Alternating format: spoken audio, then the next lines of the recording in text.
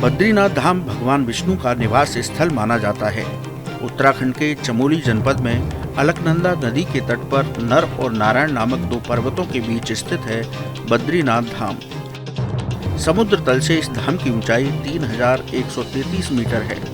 हर साल जब 6 महीने के लिए चारधाम यात्रा शुरू होती है, तब लाखों भक्त बद्रीनाथ धाम की यात्रा पर आते हैं। शास्त्रों में बद्रीनाथ धाम की विशेष महिमा बताई गई है। मान्यता है कि बद्रीनाथ धाम की यात्रा करने से भक्तों को भगवान बद्री विशाल की कृपा प्राप्त होती है। लेकिन पुराणों में इस धाम के लुप्त होने की बात भी बताई गई है। क्या भविष्य में बद्रीनाथ धाम की यात्रा बंद हो जाएगी? क्या भविष्य में बद्रीनाथ धाम लुप्त हो जाएगा? फिर से कब किस नाम से प्रकट होगा बद्रीनाथ धाम? इन्हीं सभी सवालों का जवाब आपको इस वीडियो में मिलेगा। एक ओर जहां भगवान शिव का स्थान केदारनाथ धाम को माना जाता है, वहीं बद्रीनाथ धाम को सृष्टि का 8वां वैकुंठ कहा गया है। मान्यता है कि यहाँ भगवान विष्णु 6 महीने जागते हैं और 6 महीने शयन करते हैं। बद्रीनाथ धाम में भगवान बद्री विशाल की चतुर्भुजी स्वरूप में मूर्ति स्थापित है। केदार घाटी में 2 पहाड़ हैं, जिन्हें नर और नारायण पर्वत कहा जाता है।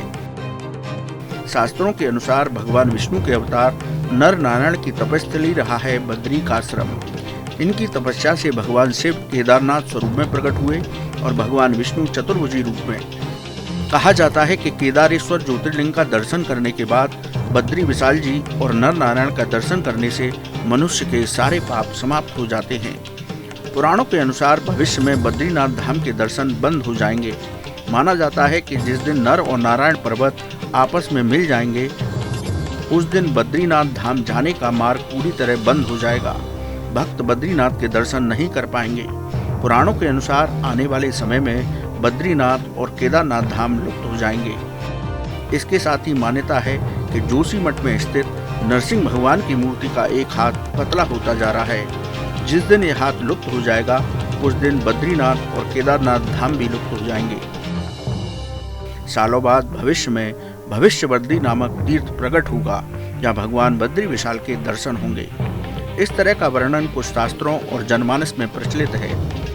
बद्रीनाथ धाम के पुजारी और रहने वाले लोग भी इस बात को बताते हैं। उनका मानना है कि नर नारायण पर्वत धीरे धीरे एक दूसरे के पास आ रहे हैं। जब ये आपस में मिल जाएंगे, तब बद्रीनाथ धाम का मार्ग बंद हो जाएगा, यात्रा भी रुक जाएगी।